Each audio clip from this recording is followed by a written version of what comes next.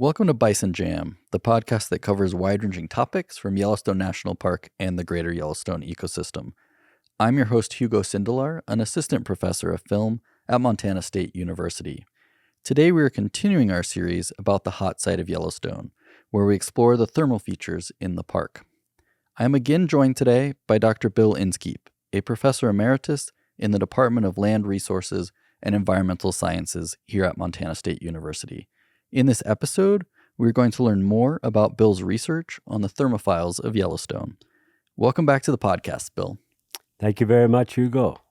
Wonderful to be here and talk about Yellowstone, especially some of those hidden gems underneath the lake.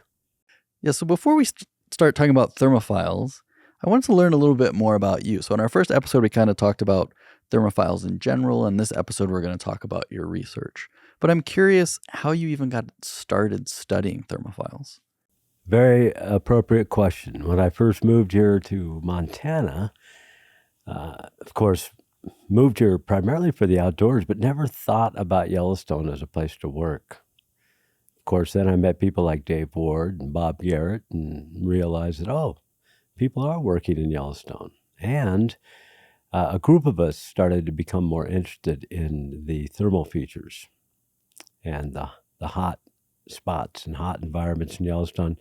And so a group of people, myself included Mark Young, Tim McDermott, and John Wraith, got together and we formed a little group focused on Yellowstone environments, and that started to grow. I'll have to admit that when we first started, I had a sense that Yellowstone was a place to take visitors and wasn't so much a place to do research. But boy, I couldn't have been more wrong, because it changed my life to start doing research in Yellowstone. As a geochemist, which is my original training, it became a laboratory environment that was already already built in the field, already set up with specific treatments. It would be like if someone gave you a laboratory and said, well, the experiments are already all set up for you. When did you realize that? About the first time I walked into Yellowstone. So tell me about that first experience in the park. We were working on arsenic in the Madison River. And for some locals, a lot of people know that the Madison River contains high levels of arsenic. And arsenic is a problem trace element in our region for several reasons, not all the same reason, but it is high in the pyrite deposits over in Butte. And so high arsenic levels contaminated the Clark Fork River. And so there's been a lot of interest in how arsenic impacts organisms in the environment and how it impacts people. The source of arsenic in Yellowstone is geothermal. Okay. And so it's a different source, but it too ends up flowing out into the environment and forms the Madison River. And at Three Forks, for example, the concentration of arsenic in the water is 100 part per billion. So Three Forks, Montana. 100 part per billion. And that's outside the park for people. This is way downstream of the park, but it's all coming from the park. Okay.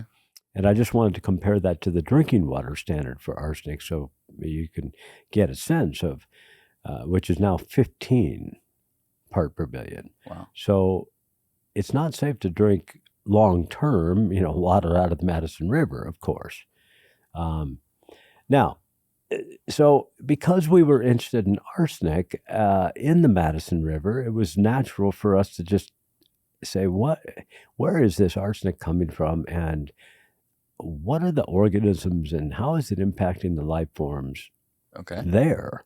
So that led us all the way upstream into, up the Madison River, all the way to Norris Geyser Basin. So that was your first? That was the first reason we went to Norris Geyser Basin, was to look for high arsenic springs. Wow. Springs that contained a lot of arsenic, and we found them. We found Beowulf Spring, which we named as a spring in the middle of Norris Geyser Basin. But there's a lot of springs there that are like this. It's not the only one. They have a lot of arsenic. So we started studying the transformations of arsenic. in just a couple of the springs there. And that solved a lot of our questions about arsenic. And that became a big research area for both Dr. McDermott, Tim McDermott, and myself. But as we got into the arsenic, we realized there were lots of other chemicals, Right. like iron and sulfur, that were very important. So it was, as a geochemist, this is the part that you have to understand, or that I would want people to understand.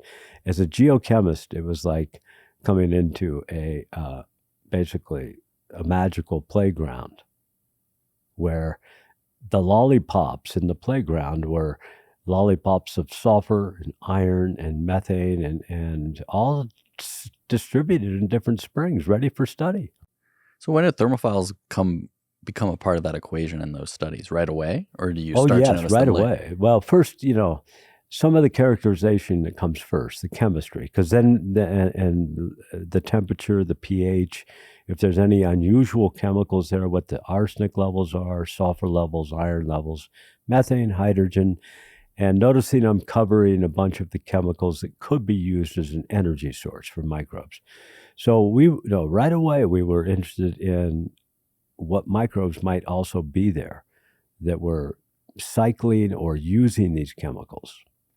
And that became our sole interest. It became my sole focus. Is I wanted to learn everything I could possibly learn about how a microbe might be using a chemical in Yellowstone. Were you doing research with microbes before this, or did Yellowstone really spark your interest in microbes? That's a beautiful question, because yes, I was always interested in how microbes were influencing geochemistry. But it wasn't until Yellowstone that I really went over the edge and just went full force into that area. I think I was working in soils before that, and soils are so complex. It's kind of an interesting thing when you look at the time course of research in environmental microbiology. At first, when we first started out with genetic tools, it was easier to work with systems that were simpler. Okay. Like only had 2 to 5, 6, 7, 8 organisms. And hopefully that makes sense. There's like fewer players, easier to understand. So Right. genetically, the tools were such that we could make progress. If you would have started with a soil with 4,000 different species, you can imagine it's a very difficult puzzle to put back together. Right. And so as a soil scientist, it was kind of interesting. I actually went into a simpler environment so I could really get the connection between microbes and geochem. That was that for me, that was everything. Connecting a microbe and their physiology to arsenic transformation, sulfur, iron, methane, and hydrogen. Those are the things I've worked on. And as a geochemist, that's very fulfilling, because you could have never done that with just chemical tools, with just tools to measure analytically the total amount of arsenic or Right. what species it is. No, we pushed it so much more than that. We pushed it further to what is causing the amount of arsenic species there. What's causing the formation of iron oxides? What's causing the transformation of methane? And by pushing it into the microbial space, that's where we get the mechanisms of transformation. And some of those we talked about in the previous Yes. episode, right? But the microbes are doing those The transformations. microbes are doing the work, and we can see the results by measuring the chemistry. And so you start, you do this microbial focused work on arsenic, but I think that really is a jumping off point for more work on the microbes. So take us, today you're working a lot in what's called metagenomics, correct? Yes. So tell me what metagenomics is. I actually didn't know what it was before we started talking about doing this episode, so it's fascinating to me. It's, at first it sounds like a big word, like a lot of scientific terms. Best to divide them if you can. So we have meta as a prefix to the word genomics. So meta is something bigger than just the genomics of one organism. Meta is the genomic of all the organisms that might be present in a sample. Excuse me. So when we talk metagenomics, that's like going into then an environment and saying, I want to get the genomes of every organism that's present. If possible, even if it's not the most active organism. If the detection limits are good enough with the genomic tools, I can now extract the DNA of every organism in that sample and then recreate who it came from. Wow. So this is like, and I've used this example before of the Humpty Dumpty example, and Okay. I like the Humpty Dumpty example because it's something that we can all relate to, and it's a fun little song. And when Humpty Dumpty falls and you have all the pieces, it's going to be difficult to put Humpty Dumpty back together again. Right. Imagine even if we had one organism, one microbe, which might have a genome about this 2,500 genes. Okay. And these genes are a certain length, and imagine them all broken into different pieces. With the metagenome, that's what we get. You just get pieces of We genome. get pieces of Humpty Dumpty. And if there's more than one organism, it's not just then Humpty Dumpty 1. We get genomes from Humpty Dumpty 2 and all of his relatives and his friends. The job and the really difficult part, mathematically, is, and the tools have gotten so much better, is to put those pieces, the genomes, the small genomic fragments, put those, stitch them back together to the point where we can now, almost fairly straightforward, put together 300 to 500 organisms in one environment. If you take a spoonful of soil and do the metagenome on that, so metagenome, the genomic fragments of everything there, and you do the analysis and you get small genome fragments, but now we're going to stitch them together. So how do you stitch them together? Mathematically, we can learn how the overlap genes, the bases, so it has to have enough match on the overlap so that you know that those two fragments go together. It'd be like trying to put two zippers together with the wrong space. And in the zippers, there's no way that, that your mama's old Parker zipper is going to go with your fancy LL Bean wool zipper. They won't stitch together. So mathematically, we can set thresholds for how we stitch these genomic fragments back together. And then we can test whether it looks like we have, do we have an organism when we're done? Does it look like we have Humpty Dumpty? And we can test that by looking at genes that all organisms are supposed to have. We can test and say, hey, do they have them all? Do they have all the genes necessary to build a cell wall, necessary to do routine, what we call housekeeping functions? And that's an appropriate term because we all have to do it to keep house. You can't let your fridge get messy or your floor get too dirty. All organisms are going to have a mechanism to do this. So we can create a list then of these functions. And if we stitch Humpty Dumpty back together again, they don't have all these functions. We know we're missing something.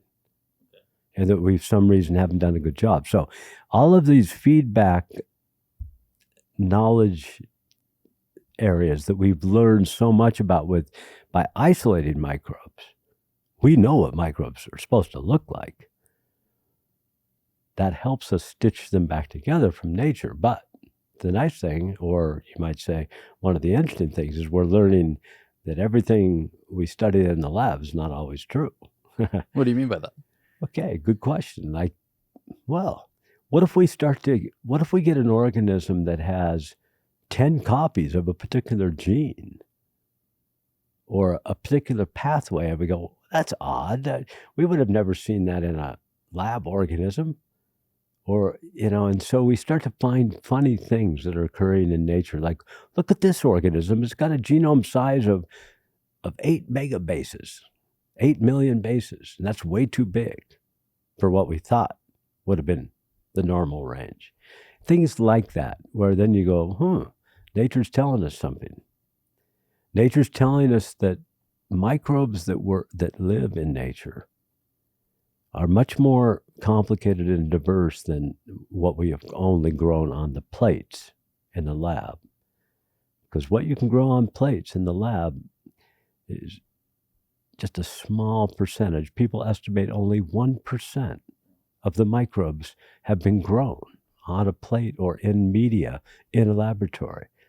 So that gives you a good sense. And people still use this value of 99%, and that value's been around for a while, probably too long. Like maybe it's 98% now, if you follow me. The point is we still have not grown or cultivated the majority of microorganisms that live in nature. So how big, you gave us a size again. What was the size of these samples? Like a spoonful or? Yes, we can take, half a teaspoon and extract enough DNA in many cases. And how many organisms are you getting in half a teaspoon at these sites? That, of course, can depend. And I'm sorry to be evasive. It always seems like that. Oh, that depends, Yeah. Of course, what we mean by that is if you take a phototrophic mat just packed with cells, a half a teaspoon is going to be plenty. There's a lot of cells. But if you take one of these poor iron mats, or some of the minerals where like a mud sediment, where it's not really lush with cells. There's been examples like at Washburn Springs when we sequenced the mud there. This is part of the problem with working with mud pots is you have to process a lot of sample because the cells there's not very many. They're there, but there might be one cell per square inch, right? So all of a sudden you've got to process 50 grams of material, extract the DNA. So it can vary, your question on how much material you have to process. Generally, though, we can get by with a very small sample. And techniques are getting better. But you're getting a lot of organisms in those Yes. small samples. Oh, yeah. Like sediment samples from the bottom of Yellowstone Lake. We're getting 300 to 400 organisms in some of those. A lot of those are non-thermophilic samples. They're not high temperature, and that's why we have so many microbes. But in a small sample, though, just to give you an idea, you extract the DNA, and you can, with good mathematical tools, you can put 300 organisms back together. Wow. So someone, and me included, is kind of listening to this and going, why should we do this? Like, what drove you to do this? What are we going to learn by putting putting Humpty Dumpty back together, as you say? Mm-hmm. Like, why are you doing this work? Yeah, it's very. Let's try to list in order of importance. I'll try to even make them, prioritized here. The first reason is that microbes hold clues to advancement in all kinds of physiological, medicine, engineering applications. Right. So we have a responsibility to learn what nature is doing.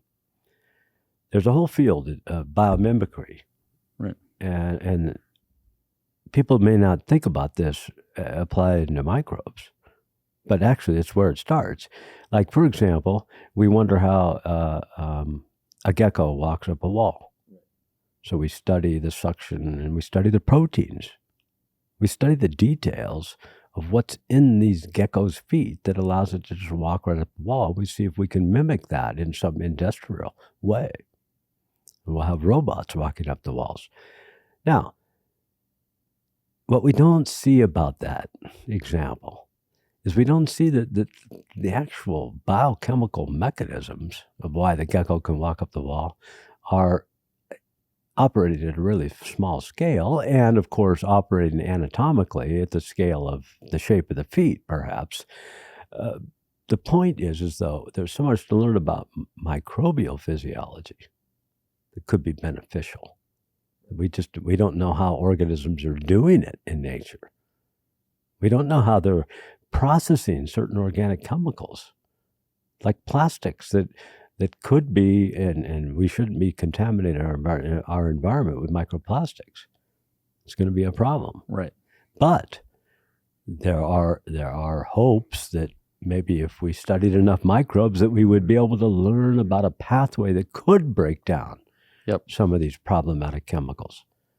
And that's, in my view, that's no excuse to continue to use and pollute the atmosphere, by the way. But we have to remember that microbes have biochemical capabilities that we don't know about because we haven't studied them all. Right. If we've only cultivated 1 to 2% of the organisms that are actually living in nature, then it behooves us to get after it and cultivate more so that we could learn about chemical transformations that could be of very large importance to humans. I'll give another example. Gas capture. We have greenhouse gases. Right. CO2 and methane are a couple of the bigger greenhouse gases. Methane is more powerful greenhouse gas by concentration. Right. The biochemical mechanisms in enzymology that certain thermophiles have for capturing methane, never know. There are companies that are working on this right now, that if we could somehow immobilize those enzymes into a scrubber that scrubbed high volumes of gas. Yeah. Imagine. I mean, it's possible. You have to think wild. This is not out there yet. But this is what people are thinking about, is could we somehow get enzymology to operate? It's biomimicry. We're using biological mechanisms then to potentially make advancements in key engineering and food industry, same thing. Yep. So that's one reason. And we have Dana. Yeah. Garupa. And she's talked a lot about some of the different technologies. So be sure to check out that episode. Yeah. So I think that's probably one of the bigger reasons. I think it strikes me that all through human history, one of our responsibilities is to know what exists around us. Just simply put, that's a responsibility of humans. We have the tools to ask the question, and we have the tools to try to get the answer, and therefore it must be. Because we don't know. It's sort of one of those silly questions where, hey, how are you going to use that information that you don't even know about yet? And, we like to make up things. Oh, we're going to use it for this or that and the next thing. But why don't, and this has always bothered me a bit about humans, that we somehow need some sort of justification to actually learn of what our environment is trying to teach us on a daily basis.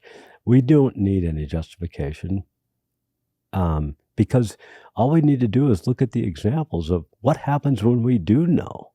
Right. And what we've learned from that is what happens after we know something that then we can use it. And it's usually going to be big. Take PCR as an example. Yep. And it's big. It's changed the world. So those are the reasons we have to know. Because they're right there. And we could walk by them every day and ignore them. And then we would have not necessarily learned about PCR either. Right. So people think, the discoveries of species and new things are happening, at the bottom of the ocean and all these far-flung places, but there's a lot. You said 1 to 2% is what we know or can grow in a lab. Yep. That, and like I said, it is kind of funny to me as a scientist, or it should be funny to anybody, that we've been mentioning the same number for about at least 15 years now. So you would think that we've made some progress. That's why I joked about it. Maybe it's 96% of the things we don't know about yet. But in microbiology, that's a very significant situation that we don't yet know that much about their physiology. And we've made assumptions based on what we could grow. And what we've been able to grow, and we've learned this in a big way, not just within the thermophile area, but what we can grow is a very small fraction of what lives in nature. And if you put together the reason why, it's because we can't reproduce the exact conditions of nature. It's very difficult. The ups and downs of which way the wind's blowing. Yeah. Try to reproduce that. How does wind affect a microbe? You never know. My point is we really have a hard time reproducing all of the spatial and chemodynamic variables that a microbe has to live with. The thermal systems have made it easier for us to do some of that because, again, the lower numbers of microbes in the thermal systems allow us to, in fact, we've had quite a few successes growing thermophiles. And so in this metagenomics work, I'm curious, you keep saying like piecing Humpty Dumpty back together, right? Yeah, I love that phrase. Yeah, I find that apt from what we've talked about. It's a very good phrase. But I'm curious, can you share the process? So you take this sample, how do you piece them back together? Like, what does it look like? You've taken a sample, you're going to take it back to the lab, and then you publish those results. Like, what's the overview of that process? The overview is, well, of course, the first step is the extraction of the DNA, but that's not so much what you're talking about. But it's important to mention that that's a key step. You know, the sample has to be frozen at minus 80 centigrade to keep from any degradation of the DNA, and things have to be treated very carefully. And cleanliness is the rule. What we call good laboratory technique. There's a lot of extraction kits for the DNA now. And so sometimes it's trial and error. Not one particular method will work on all samples. Early on, that was a very serious problem. It's very serious. Like, hey, I tried this and I could only get, this much DNA and not enough to analyze. And you call your friends, oh, well, if you tried this. And, it was in that mode. Some of the kits have taken some of that away. And you said you told me that it's kind of tricky sometimes. Yes, these can be very tricky. A lot of contamination problems, like what I mean by contamination, or just things in the sample that prevent the chemicals from extracting the DNA, like maybe solid phases that absorb the reagents, or, and so there's, we can have problems with that, but let's jump to some of those problems. Okay. Let's imagine that we've got satisfactory DNA yield, which may be 50 to 100 micrograms of DNA, let's say, we can get out of a sample. That's not very much, microgram. We submit that for analysis or what we call sequencing, and the genomes of all these microbes are now broken up and mixed together. And so all the data that we get back are sequence fragments that are, depending on the technique, anything from, let's say, 250 bases to maybe 1,000 bases long. It depends on the technique, and I have to simplify a little bit. We're talking Illumina sequencing here and some other techniques, which is pretty common. But you imagine having then literally, you could have 100 million pieces like this in one sample. Yeah. I mean, that's a lot of puzzle. The size of the pieces. files are 10 gigabytes.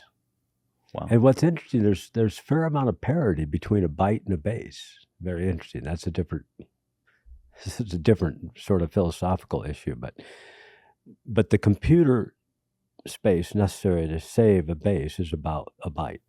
So a 10 gigabyte file is about the size of these metagenome files right now from an Illumina run. Wow. 30 gigabytes. That's 30 gigabases. And these are all only 250 base pair fragments? Are you kidding me? Like, in other words, you've got so many fragments, and your job now is to stitch these together. And yes, so it gets interesting. Now, fortunately, there's tools. Yeah, what are some of the tools? Like, that's a lot of pieces to stitch together. So first of all, you can imagine, let's use the analogy. We're going to take eggshells that are, only have this characteristic and put them in one group. Like, hey, let's take all the blue eggshells and put them together and see how that works. And we can use certain chemical characteristics like GC content, how much guanine and how much of the 4 base content is present. We can use that, or we can use the amino acid content as ways to determine what's similar. There's some other fancier tools like what we call nucleotide word. This is a very, it's going to get, the vocabulary will get harder to follow. Okay. What we do, though, is we're chopping up the fragments into 3 and 4 base pair. And we're looking we're looking at the characteristics in principal component space, and fragments that have a similar character are going to belong to the same organism. And we've proven that over time now with pure cultures. So backing out to our mixed sample, if we do this to all 100 million genomic fragments, then what we do is we can put them into bins that look the same. So we might end up with 10 bins, we might end up with 100 bins. It's just like, and in fact, it's what we call it, binning. Binning, okay. Binning. So we take each sequence fragment, say 250, 500 base pair, we put it into bin 1, if it's got this characteristic, bin 4, bin 10. We do it through the whole data set. Now we can start using some other metrics and checking our bins to see if they're any good. Okay. And we check the bins by, I mentioned earlier, like, well, most cells, a cell should be able to do all these things. Housekeeping chores. All these bins should have it. So we go through a bunch of then exercises now to evaluate how good the bin is. We do phylogenetics, which is to compare, is another good example of breaking apart a word. Phylogenetics. Phylo means we're going to compare to other organisms. So phylogenetic, we're going to use the genetics to see if we can tell what type taxonomically the organism is. That's one of the first things we'll do. We'll go in and see, bin 1, who is that? Is that Joe or Pat or who? In terms of a microbial name, somebody we might recognize or someone new. Somebody new. And that's where things get interesting. What if bin 2, you start doing the phylogenetics, and it's like, and this has happened to us several times, so it's exciting. It's like, there's nothing like it. There is nothing like this. And so all of a sudden it's like, well, you got to be extra sure, because now you're going to start reporting that we've never seen a Humpty Dumpty like this one before. And it doesn't seem to compare to any other organism that we've seen. It seems to be a new phylum or a new class. I mean, if you're finding a new species, who cares? With microbes, that's no big deal. Interesting. With a butterfly, it might be still a big deal. Right. Or like if you found a new species of elk, it would be a big deal. Right. Because there's only 2 that we know of we got the Colorado Rocky Mountain, we got the Roosevelt. Right. Those are even subspecies. So who cares if we found another subspecies? It wouldn't be that big of a deal. It would be a big deal for the elk, but it wouldn't be a big deal on the microbes. But if you found a different phylum or different class, these are big groups of microbes that have never been ever described or observed. So that is a big deal. So we don't get to recognize whether that has happened until we get to the position of looking at those bins that you were asking about. And the bins are what allows us then to see how we did it, piecing the organisms back together again. So a bin represents an organism or yes, what? A bin. A bin, that's our hope. A bin is that represents a collection of the sequence data that we've stitched back together. It's all similar sequence, it's got the same size, color, shape, etc. And we can prove, or with the mathematical tools, that it should go together. And there are cases where people can be wrong about bending, and you can sometimes inadvertently include sequence data, like other bits of Humpty Dumptys that shouldn't be in there, right? Which makes sense. It's hard to get it perfect, but it has gotten so good. I mean, literally better than what we would have ever imagined starting out 15 years ago. So how do you learn what the organisms do through this process? Yeah, in terms of analyzing genomic data, most of the biochemical pathways that we know about have been characterized. So first step is to look for pathways that have already been described. And that makes sense because it's, again, cataloging.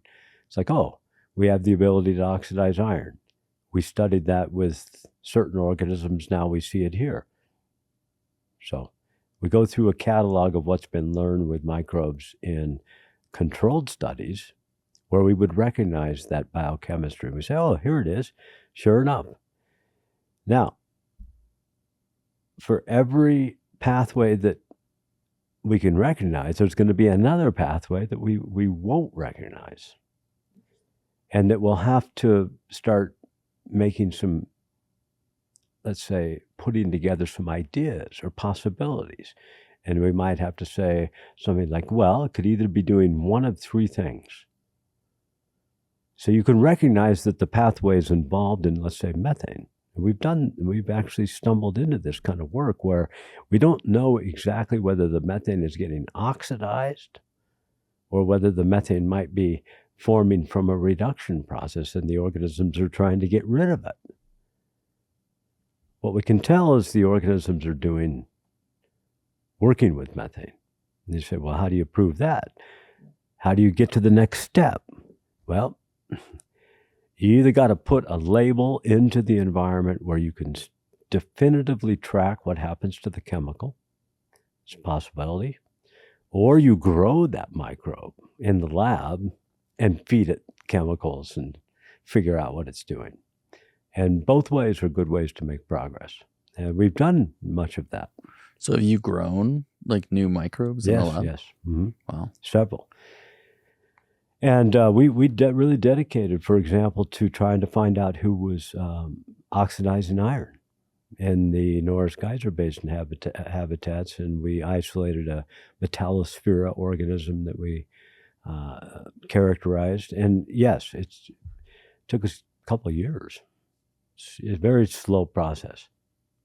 Yeah, so it seems like that would be tricky to me, as you've got these bins that are based on fragments, and how do you turn that into like a single isolate of an organism? Well, it's only the genomics that represents the organism. Okay. To actually have the organism would mean you would have to grow it. Okay. And if you said, hey, I have the organism, it's not the same as saying, I have the collection of genomic fragments stitched together that represent the organism. And you can see that's a couple of different things. But what we really want to try to do is have both. That's the ultimate goal, is to have the genomic fragments stitched together from an environment. And then what's even better is to be able to grow the organism from that environment. That's when you really start learning. And you've done that? Yes, with several. Metallosphere is one example where we're getting the bins from the environment. We can see that metallosphere is a really important organism there. And then we grow it using, and this was always the cat's meow in this work, was to try to use information, genomic information that we got from a bin, and then use that to grow the organism. So in other words, I didn't know this organism needed a particular growth substance, like an extra amino acid, in the medium to grow. And you wouldn't have known that before you had the bin information. But now that you know that, you can add it to the media and then have a better chance of growing it. So that full circle kind of analysis has definitely been going on and helping microbiologists advance by growing. Because if you have an organism in culture, of course, you can do a lot more with it in terms of testing. And so how many, you said you've done this with a few organisms? Yeah, probably 4 or 5. That's not, it may not sound like a lot, but that you multiply each one of those times 3 or 4 years, it starts to add up. Is that how long it takes that whole process to happen? For growing and characterizing microbes, whether we like it or not, I say we, in the business of doing this, it takes several years. The actual experiment that you set up to grow it and get it the first time in culture might have only taken a day, but to do all the other work, Right. you know, Takes years. yeah, it's going to take a couple of years before it's all sorted out and written up, and especially. Now, another big problem with growing these organisms is storing them. And storage has always been a bit of an issue with microbes. We usually freeze them and put them in a minus 80 centigrade freezer. But that doesn't always work well with thermophiles. And moreover, a lot of times people want to keep a thermophile growing, and that can be easier said than done, as they say, to keep it growing. Like, let's say you do the work, and a couple years later, somebody calls you on the phone, "Hey, Bill, you still got some of that Metallosphaera growing?" It's like, no way. What do you think I would... I mean, I grew it once, and we dedicated our lives to it for 3 to 4 years, but we just simply couldn't dedicate another 10 years to keep it going. And microbiology has been a little bit fraught with that problem, because it is very difficult to keep organisms growing. Think about it. It would, if you said, well, I got to keep this growing indefinitely just for anyone who wants to call and ask for it to use in an experiment, that'd be like trying to keep a Yellowstone spring going indefinitely. Right. It doesn't make sense. Anyway, that's some of the finer details of trying to keep an organism growing that you have cultivated can be very difficult. I was curious, going back to the metagenomics, a little bit of the binning and stuff, how long does that take to take the sample and then create the bins? I imagine, as someone who's done a little bit of work with larger data sets and in my past, like, I imagine it's not always clean, right? Definitely not always clean. And on one hand, you can run the algorithms pretty quickly. And I mean, like overnight. Let's say you did the sample.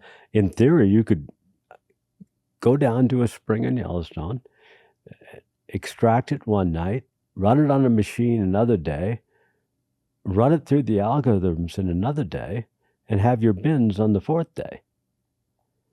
Now, what I'm going to say is really evaluating whether you've got it handled and have got it described well is going to take another year. Wow. Unfortunately.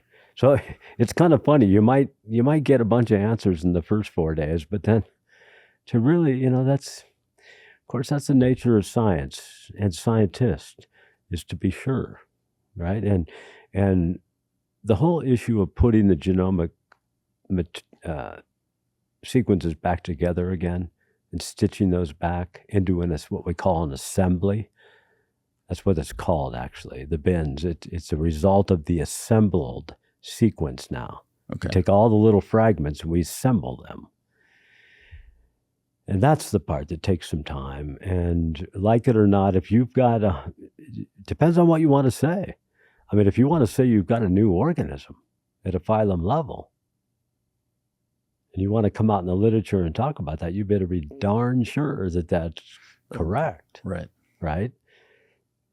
And so that part of being darn sure is the part that takes so much time, because you've got a lot of different tests to do to make sure that really looks like an organism. And some of this work you kind of hinted at it earlier has given us like clues to the origins of life. Why is that? Well, the main reason is that our understanding of the distribution of different microbes in the environment is that people sense and believe that life started in hot environments. Okay. So when we look at the phylogeny, that's the phylogenetics, comparison of thermophiles to other life forms, Okay. we see that they go all the way back to the beginning of the tree of life. So if we want to understand how we came to be eukarya, it's very important, because eukarya, as we mentioned, and is one of the 3 domains of life. Right. Eukarya is actually a combination of bacteria and archaea. Okay. So at some point, there was a fusion event, an endosymbiotic event. Originally, what we've always known that's involved in bacteria because of the respiratory. Our mitochondria represent bacterial respiration. So the evolution of eukarya with mitochondria and then a lot of other archaeal traits, that whole fusion of the two different domains we don't understand well. It's still being studied and still being discussed and argued about intensively. Wow. Interestingly, though, if you work that back to the most important bacteria and archaea that could have been involved, it may have been thermophiles. So if we can understand the properties of thermophiles, it's one of the reasons why people would think that should get us closer to understanding origins of life. Not just in terms of origins of the microbes, but origins of this domain eukarya as well. So in this kind of metagenomic work you've done, and also you've turned this into growing a few organisms, what are some of your findings that you'd like to share about that? I think the organisms that we've grown are very key to understand Yellowstone geothermal biology. And I'm very proud of it, because before we started, no one knew about iron oxidizers in Yellowstone. We put the flag on the map there in terms of really describing how iron was being oxidized. And that's a very visually important observation in Yellowstone, to see all these iron oxide mats. We've studied a lot of sulfur organisms, made some good progress on sulfur biology and sulfur geochemical cycling, methane cycling, and the whole importance of methane as a greenhouse gas. This has been very exciting, the work in methane. Is the work in methane the work that's on Yellowstone Lake? Or? Yes, some of it is involved in Yellowstone Lake, although that's primarily a sulfur story, actually. Okay. Yeah, the Yellowstone Lake, at least right now. But no, there's definitely a methane cycling occurring in sediments of any sample, for that matter. I mean, so it's nothing unusual, let's say, that methane cycling occurs in sediments of Yellowstone Lake. We're trying to make some progress on the methane in Yellowstone Lake sediments, but again, these are non-thermophilic environments, so they're much more complicated than the thermal systems that we study in the terrestrial. Okay. So what are some of the terrestrial methane? And these terrestrial environments, we've studied some new pathways of methane that were involved in just a couple of real big papers, probably about 3 years ago, finding that organisms may be utilizing methane as an energy source when we thought it was just the opposite. We thought they were excreting methane, which really doesn't make sense at Washburn, because there's so much methane there already. It's about 8% methane, the gas level. So here's an example where a chemical measurement is helping to inform our conclusions about what might be happening there. And at 8% methane, it's hard to envision an organism going to produce more of it, right, as opposed to actually utilize some of the methane. And what we found is, we found that in that site that there could be 4 to 5 different metabolisms, all oxidizing alkanes. And alkanes is the term methane plus ethane plus could be some butane, propane even. Now, those questions are very difficult to answer, because the amount of propane, butane, and these things have not been measured carefully. So we don't know how much is there. But you're doing that work at Washburn Springs? Yes, at Washburn we've done the methane work there. So you'd mentioned that to me before.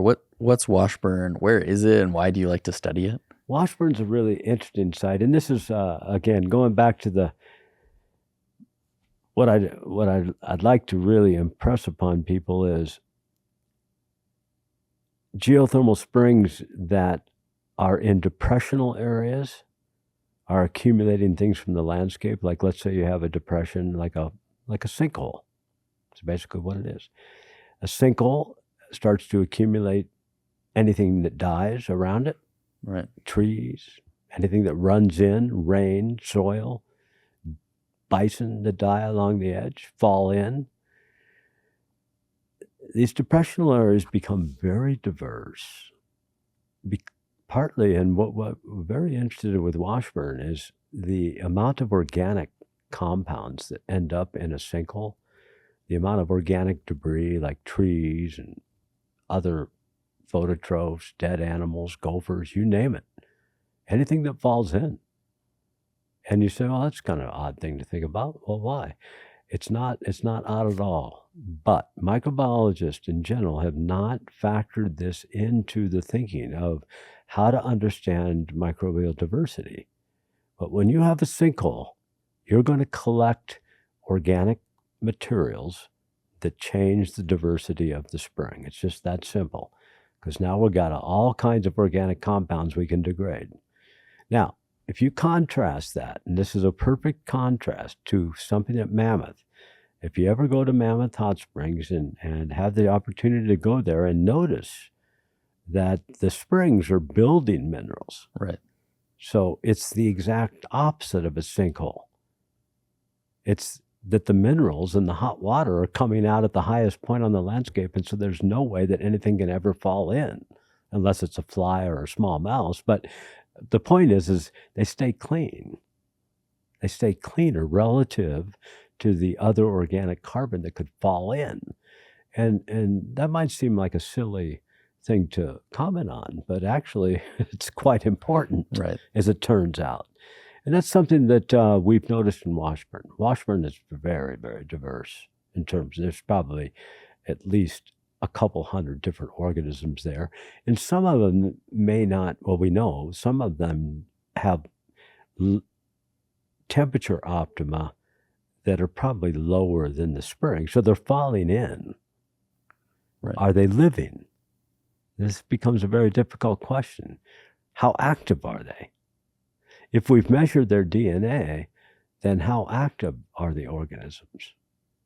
We don't know. We would have to get an RNA sample. And why is RNA tricky? And we have done that with several sites, but getting RNA out of a sample is a lot trickier.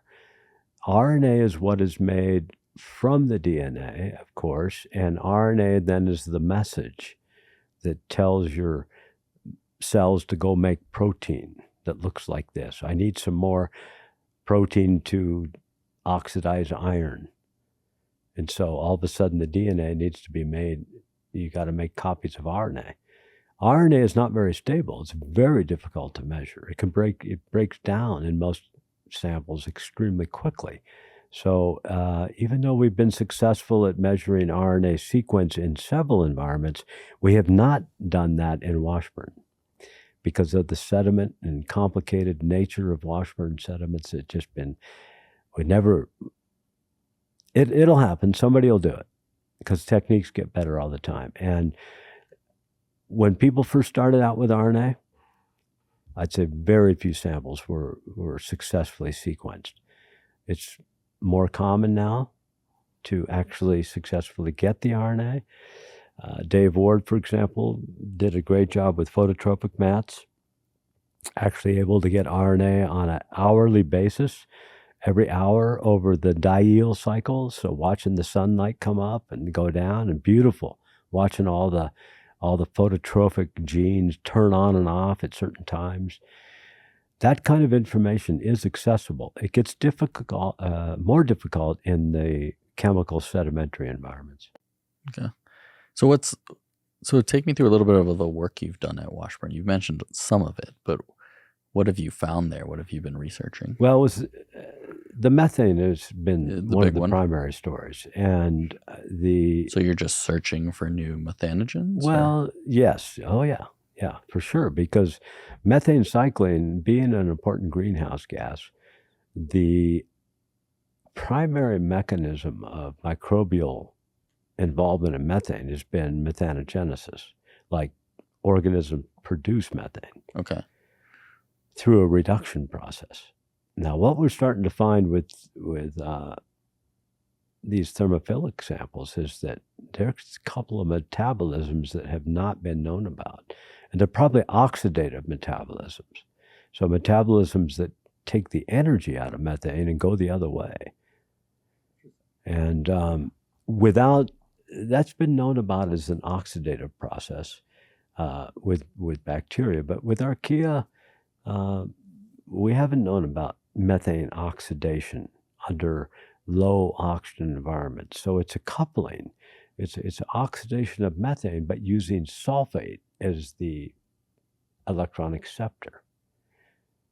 So it's a tricky metabolism that we wouldn't have expected. Or sulfite as an electron acceptor. It could maybe do either one. So it's a good example of learning about a particular metabolism that we might not have learned about had we not looked at Washburn Springs. Expanding our understanding of what's on the landscape, right? Now, these aren't the most dominant organisms in Washburn either, but Washburn's very complicated. There could be a couple hundred different bins there on any given day. And so, and what we've learned about some of the methane cycling organisms in Washburn is they're not high abundance, but then no one in Washburn is high abundance. It's a collection of a lot of low abundant organisms. That's why there's 200 of them. Where do you see this work going in the future? I know you're retired now, so a little less focused on the scientific research, but where do you think this slots into kind of the scientific story of microbes in Yellowstone? I think we need to have more in-field testing of what is actually occurring with chemical transformations. I think this is going to open up, especially if you start to couple with what we can predict now with AI, or I don't really like the term artificial intelligence because it's not artificial at all. It's nothing could be further from the truth. This is intelligence based on our knowledge, and let's not forget that. Yeah. But our knowledge of the biochemistry now, if we can run the scenarios of interactions, what we need to be able to do is test them. We need to go out in the field and be able to understand what's cycling. I think this is coming. Roland Hatzen-Pitzler has got some excellent tools where it's all in the field. You can do some of this work directly to verify activities. This could be very important in terms of testing new chemical pathways for use in either industry or food. Okay. If you can test them in the field quickly, instead of spending 2 years like we've been doing, coming up with a possible, that's how long I told you it took to come up with a bin. Right. But if you can do these metabolic assays more quickly, and I think that will be coming. So it's a methodological improvement in our ability to get RNA, so we can learn what organisms are doing that quickly. That's where we need to be, because we've been spending the last 2 decades doing that. So if we can start doing that in a couple of days, then we'll make progress. And we can learn faster. Yeah, we'll learn faster, and we'll discover applications faster. And you mentioned it earlier, but you've done some work at the bottom of Yellowstone Lake. What are you looking for there? Yellowstone Lake is very interesting habitat because, given Yellowstone's history, the lake really isn't all that old. It's estimated about 15,000 years old. So the sediments there, anything that's happened there, we have a definable history, which makes it a controlled environment for understanding the organisms that we characterize. The other thing about Yellowstone Lake is very fascinating is it's the current source or one of the hottest spots in the park is the bottom of the lake, and it's a source of many earthquakes there. So it's an epicenter, if you will, of thermal activity. Right. There's also a bunch of vents down then at the bottom of Yellowstone Lake that have never been studied, at least until Pat Shanks, Lisa Morgan started to study these vents, I'd say a couple decades ago. Some very early samples suggested some very interesting chemistries, high pressure, very low pH, very high temperature, and then extreme turbulence, of course, like you would get in an ocean vent, in a Right. hydrothermal vent, where the hot water is coming out and just mixing with cold lake water. So there's a lot of extreme turbulent environments that no one's ever sampled. What's interesting about the deep samples is the chemistry can be different. And we started to see a lot of methane at one vent, for example, and lo and behold, it's the only place we've confirmed methane oxidation with oxygen, for example, is this one spot in Yellowstone Lake. So the thermal conditions in Yellowstone Lake are not always exactly the same as we would see in terrestrial environments, and they're simply have not been accessible. We were lucky to get involved with Dave Lavalvo, who operates a remotely operated vehicle with a surface boat called Cutthroat.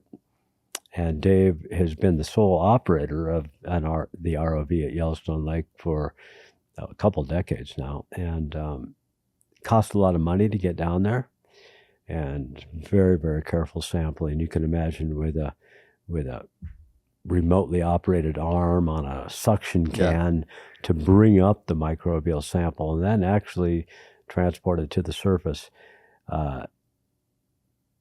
Logistically very complicated. And what's exciting is these environments they're unique. We've shown that. We've got one paper that's probably Unique one of my better papers. No one had studied them, or the unique sulfur. chemistry. What's that? Sorry? Unique chemistry, or Yeah, unique chemistry, high sulfide vents, low pH, high temperature, produces some what we call a sulfur bush. It's basically a fabric of elemental sulfur. It just looks like it's got tentacles, and it's waving in the hot water current. Primarily one organism in the group Ophicales, several novel viruses and some other things that it's primarily, again, these first stages of study. It's not like, we didn't study applications of that in the first go round. You know what I'm saying? It's just like you got to start somewhere. And by starting, what I mean there is, what is it? It's basic research. What's going on down there? What is it? Right. See, what people may forget to understand is no one's ever seen it before. So you can't say what it is without making the measurements. Right. All right. And we had some ideas of these sulfur environments, of what they might be in Yellowstone Lake. But if I could show you an image of one in the deepest spot of the lake to the east of Stevenson Island, there are some sulfur vents down there that have, imagine a 12-inch tall plant with a bunch of limbs and leaves on it, waving in the wind.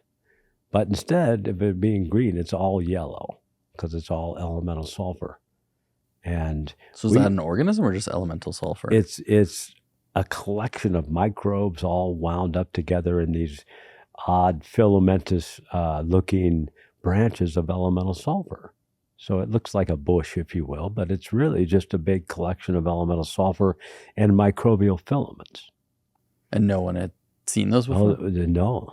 No, because we'd only been, no one's really been to the bottom of the lake, that deep. So what do you want? So if you summarize the bottom of the lake work for people that are not microbiologists like yourself, how would you kind of summarize that? Two parts. One, there's vents. And the vents have to be treated, each vent as its own individual situation. Like just like we talked about with terrestrial vents, temperature, pH, what are the important variables of that vent? So that's one category, would be vents. But that's not very much at the bottom of Yellowstone Lake. I mean, there's vents here and there, but not very many. And they're hard to find. You can find them if you're in a boat and you see the gases coming up at the surface. If you were to go and dive straight down, you would find the vent eventually. That's how we find them. That's how Dave Lavalvo found them, and Lisa and those guys and those researchers.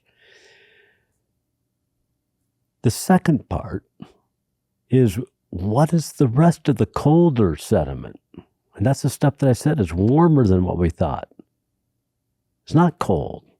It's not just your average lake sediment. It seems to be warm sediment. That suggests that the heat sources from way below is kind of keeping it a little warmer than what we might think. So that's a different question than the vents themselves in terms of the microbiology that might be in this warm sediment and the processes that might be occurring in this warm sediment.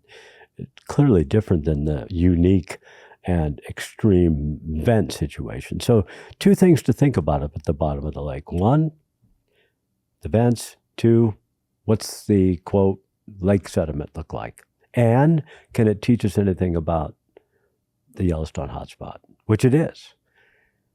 And that's the fun thing, is that what it's teaching us is there is a lot of heat coming from the bottom of the lake. And that is very important for the future. That means that it confirms, yes, that we're in an active volcano, sure. Yeah. I mean, you say, so what? Hey, there's heat in Yellowstone. That's a big deal. A lot of people might say, well, what did you expect? But it goes more to the specifics of what are the ways or the possibilities that a future eruption could occur. Right. And if the hot spot or the source of the heat is at the bottom of the lake, or a large part of it is over on the east side of the park, then all of a sudden issues like lake level do become a very, very important question. And the volcanologist that I know of that has been very, very instrumental in this thinking is Lisa Morgan. Okay. And would encourage anyone to look up Lisa's work. It's been some of the best, and give her a nod. And I've enjoyed working with her on the lake, by the way. The lake work would not have happened without Lisa Morgan, Pat Shanks, and some other U.S. Geological Survey researchers and Dave Lavalvo. So this is a project that's been way bigger than me, and I wouldn't have even been involved if it hadn't been for them. Do you see yourself continuing to work on the lake? We will continue to write on our data because we have a couple of very important papers to finish. As far as future work, it's going to be tough. That work's going to require more money than any terrestrial site requires. So that's tough right now. Someone's going to get down there and continue this beautiful work, and needs to. And if I was starting again, or just even had a couple years of energy, right. I almost convinced Lisa there at the end, hey, we ought to go after a big foundation project. And I think somebody still should. It's an excellent environment to do a big, big study. But it's going to cost some money. Probably take, just to give an idea, it's going to take several $100,000 project, probably more like $1 million project, just to assemble the people to kind of think about what it takes. At the time, it was running us about $40,000 a day on the lake. Wow! I really, of all the things I did in Yellowstone, in the last, with my fortunate opportunities there that came my way, the lake, I didn't create them, so all I can say is I'm thankful to the people that did, and it still is an unexplored habitat for further work. That has a really important utility, and that is keeping track of Yellowstone Lake's heat source and what it might be, the interactions that might be occurring there, and whether or not there could be some forecasting ability there about eruptions. I mean, that's very important. From the bottom of the lake. So, Bill, what discoveries do you think are out there on the lake? As other people might, you kind of might do more studies, but you're kind of at the end of your career as a scientist. So I'm just curious, what do you think, what science is still out to be done at the bottom of the lake? I think it's an interesting question about where these thermophiles might come from at the bottom of a lake. That could be a more interesting question at the bottom of the ocean, even deeper. And what I'm getting at here, where are the seeds of growth coming from? Like if a vent at the bottom of a water body, now Yellowstone Lake's not really deep, 130 meters, but still, are those seeds of microbial growth, the original colonizers? Where's it coming from? Did that float in from cells that got into the surface of the lake, and then diluted, and then one or two of those organisms found their way down to that vent? Think about this. This is one of the biggest questions in microbiology: is where do the cells come from?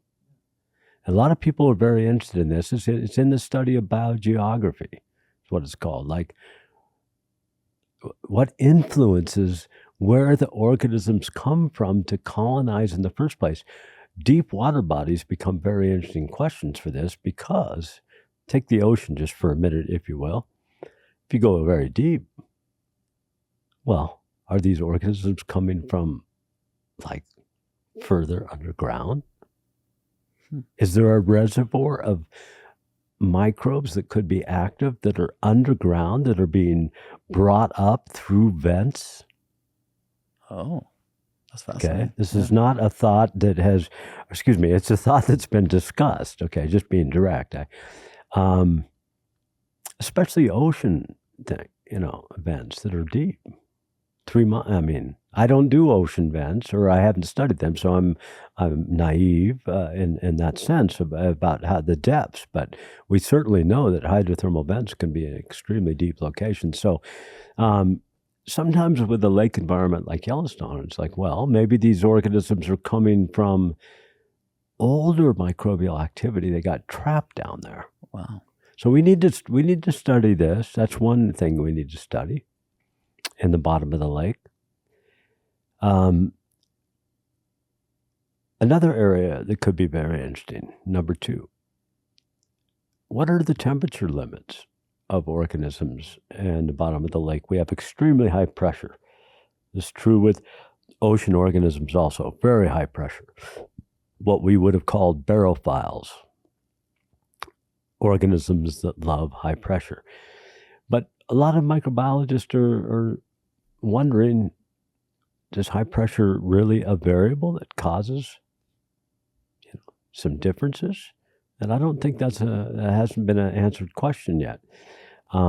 Certainly, Yellowstone Lake's not as deep as an ocean system, but it's an opportunity to study it close by, where it's easier to get the sample. And this has always been one of the points that we made, is that Yellowstone Lake's right here. We don't have to travel to an ocean system.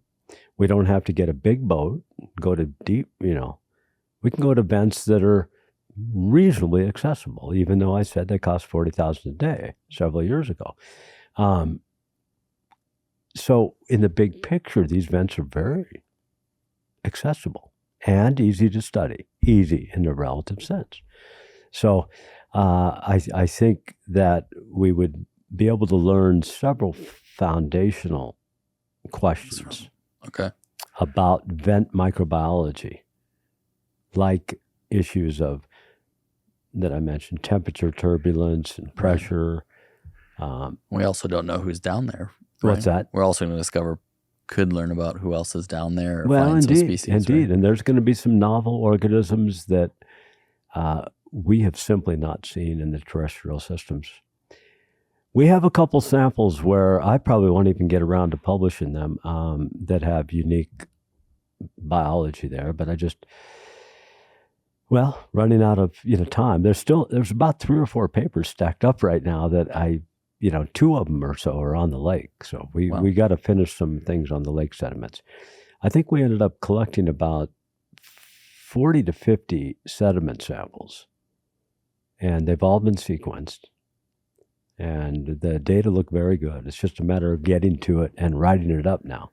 So still some extra work in retirement. Yeah.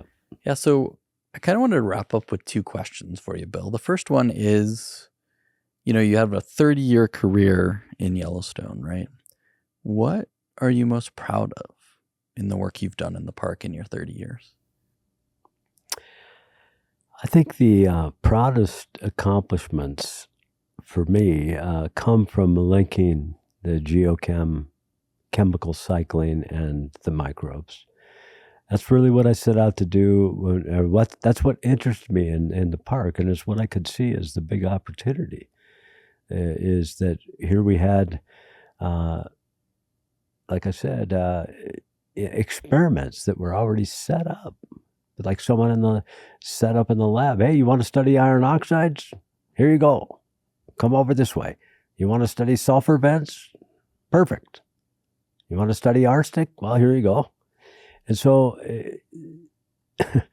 literally, my training as a geochemist, I couldn't have asked for a more interesting situation. Like, here were these gifts. Like, here you go.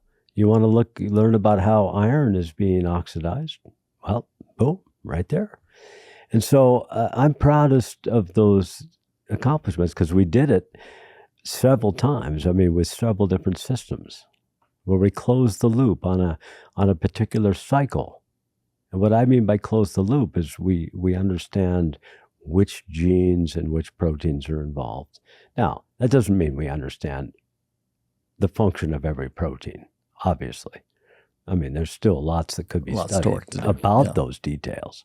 But I'm super proud of the iron work we did, the sulfur and the methane, and each of those areas, and the arsenic, each of those going in to a different element and linking it specifically with microbes. I have to say that we worked hard to do that. That's awesome. And we got it done. I'd say another thing I'm proud of is that I'm like a field person in so many ways. I look for how physics and chemistry and biology are interacting to yield the environment in which an organism grows. And I'm proud that I hope I've brought that sense to other people, because it's something that I didn't necessarily, I didn't try to cultivate that myself. It was just already in me, if you will. I mean, I naturally would go to a spring with a lot of flow, and I'd be thinking about how gases would be exchanging under a flow environment. So in other words, kind of always thinking about physics and biology and chemistry coming together, like the iron oxide beaver dams. Yeah. So I guess you asked me what I'm proud of. I'm proud of trying to think at that level.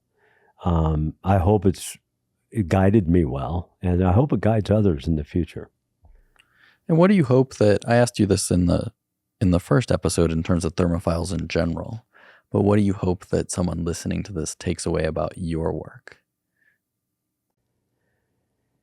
What I'd like someone to take away about my work is someone who is looking for why the microbe was there and what is the simplest way to appreciate the interactions that are occurring to explain what you're seeing. So, again, specific example, iron beaver dams at Aquinas Geyser.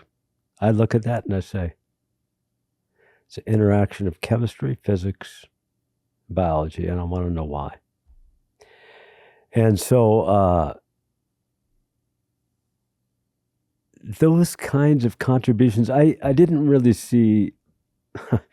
I mean, there's some people that start to think that way, but I'll have to say, a lot of people I was working with weren't thinking that way at all. Yeah. I mean, right or wrong, and I'm not going to, talk bad about my fellow collaborators. Not so much that. It's just that a lot of microbiologists or other scientists might come up to a spring and not even look around, just grab the sample and leave. And you want people to realize, even the casual visitor to Yellowstone, realize the role that microbes are playing on that landscape. Well, and exactly. How they sit in that ecosystem. The microbes are playing a specific role, and it's observable. We can see it. like the iron oxide beaver dams. We can see it. Okay, so my contribution, what I'd want people to know is I'm hoping that I help people see this interaction that is occurring. And the sign, if you ever get a chance, listeners, to go to the Aquinas geyser field sign on the south side of the geyser, it'll show and talk a little bit about these iron oxide terraces. To me, that's a proud accomplishment, or a big accomplishment, is being able to think about how physics, biology, and chemistry come together. After all, that is what has caused and driven the evolution of all species. Great. So it's a good way to be thinking, is how those three areas come together to yield the final result. And with thermophiles, it's harder because you can't see the microbe. And that's another thing that I'd like people to think about. And Dave Ward was big on this as well, another colleague in thermophile microbiology, is we can all see what an elk is doing in a meadow. It's eating. Right. Or it might be fighting another male. Right. It might be rutting. We can watch it. Obviously, we don't have that advantage with microbes. We can't see what they're doing necessarily individually. But once we learn what they're doing as a group, that we can recognize that as part of the environmental process just as much as we would recognize an elk. And that's another thing that I'm proud that I tried to explain to people. You can see it. Now we just have to connect a few processes to realize why the microbial beaver dam is forming at Aquinas geyser. Once we have that, we can start to go to other environments. And what's interesting, you can even go to extraterrestrial planets and start to ask the questions, do we see any of these same processes there? And the answer is yes. Mars is an example, where iron oxidation has obviously occurred. So now we start asking questions. Oh, I wonder if there's any similarity between extraplanetary processes. And there will be. It's, after all, there's only so many ways to explain the oxidation of iron. And so there will be further connections that we don't know about yet. But it's part of observing our universe and being able to understand how different branches of science come together. Great. Well, Bill, I think that's a great place to end it today. I want to thank you again for joining us on Bison Jam for a second time. It really was great to talk with you. Thank you, and glad to be part of the Bison Jam, Hugo. I really appreciate it. Thank you for the opportunity. And for our listeners, be sure to follow along as we continue to explore the hot side of Yellowstone in future episodes. Thanks for listening, everyone, and we'll catch you in the next episode. Bison Jam is a production of Hugo Sindelar Media, LLC. I am the director and producer, and Ashley Bao is our editor and story consultant. This episode was filmed by Braden Meyer. Our guest was Dr. Bill Inskeep, Professor Emeritus in the Department of Land Resources and Environmental Sciences at Montana State University. Additional support for this podcast also comes from Montana State University. Thank you again for listening, and be sure to check out future episodes wherever you find your favorite podcasts. See you soon.